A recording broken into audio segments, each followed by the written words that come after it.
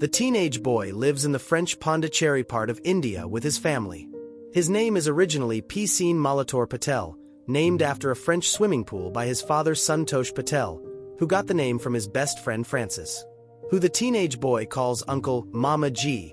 He is a very great swimmer and he teaches the teenage boy how to swim, for he will need it in the coming trial.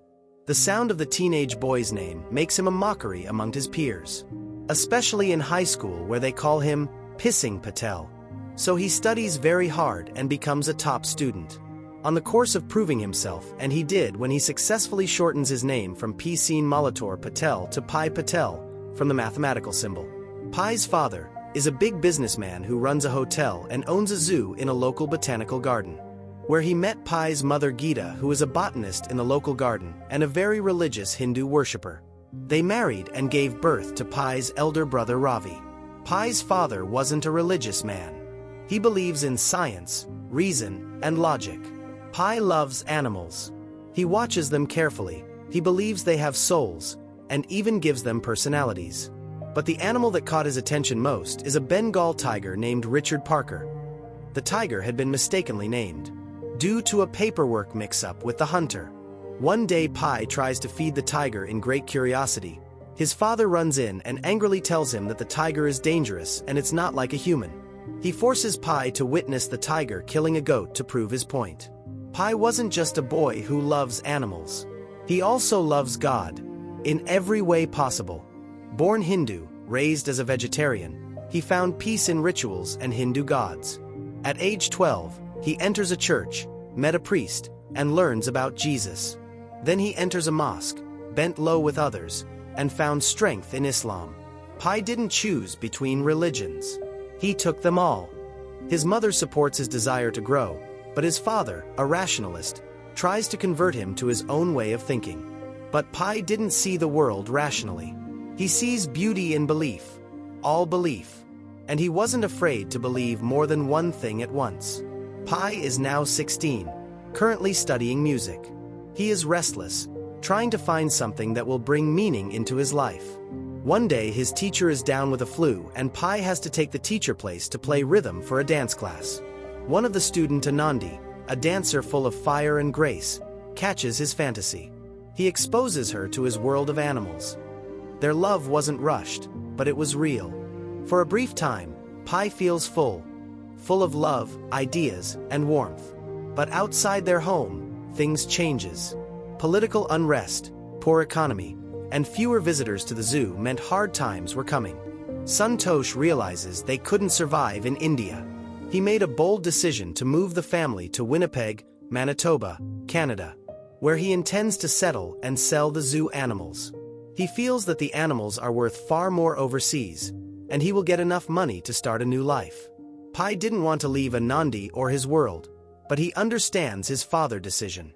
Pi and Anandi bonds for one last time with the news of Pi's relocation, shattering the two lovebirds' hearts. But Pi promises Anandi he will be back. A promise that will not be kept. The family book passage on a Japanese freighter named Tsimtsum. With them were the animals from the zoo.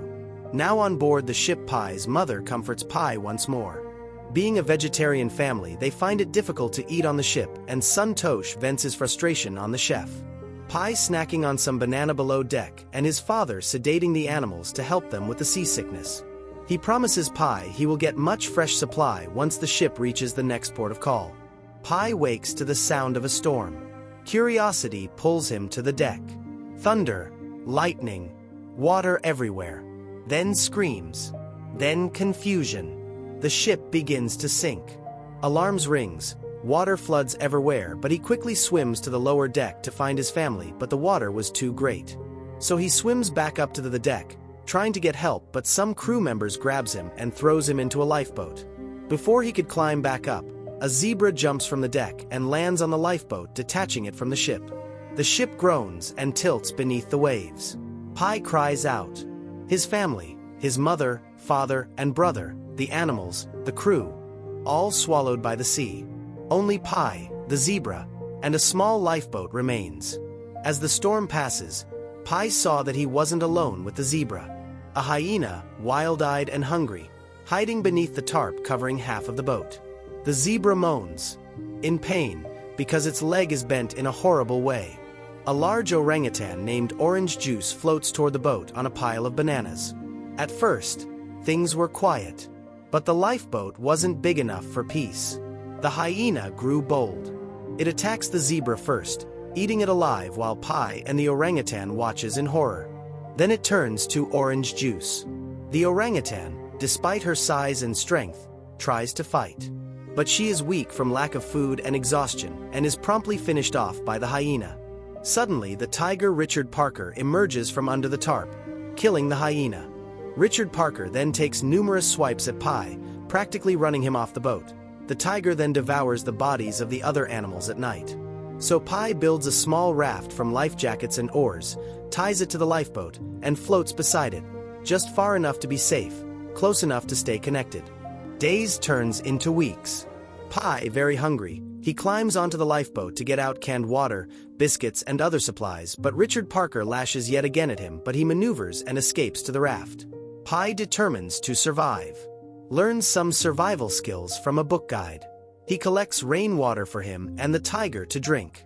Knowing tigers are carnivorous, Pi begins fishing to feed the tiger while he eats the biscuits. Slowly, Pi trains Richard Parker. Not like a pet, but like a master tamer. He uses a whistle, his voice, and a hook to show control. The tiger responds. A relationship forms. Fragile, tense, but real. The two survivors creates a rhythm, a strange companionship based on survival. One day, Richard Parker jumps into the ocean to hunt a fish.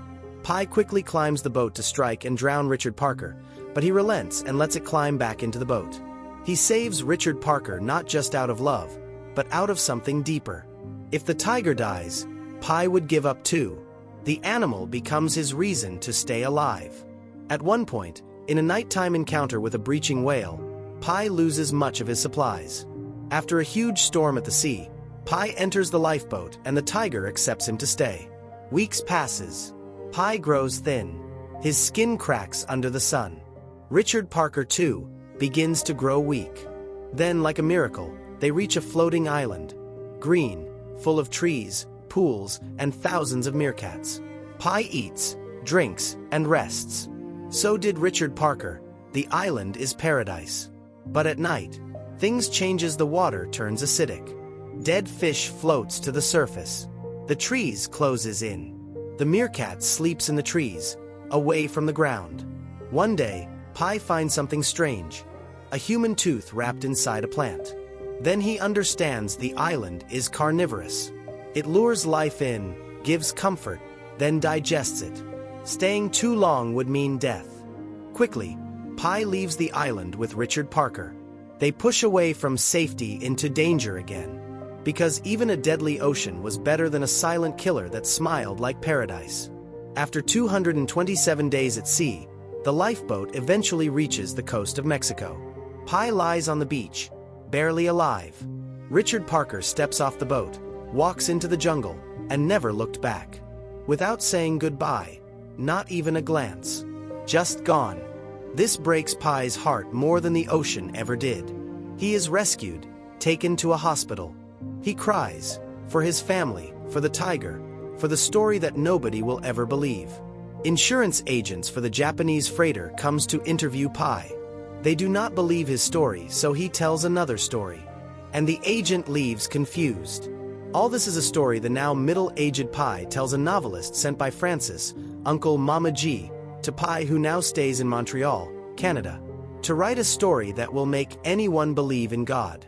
If you enjoyed this recap, as I did, please like and comment your own thoughts and also subscribe by hitting the notification bell. Thanks for watching.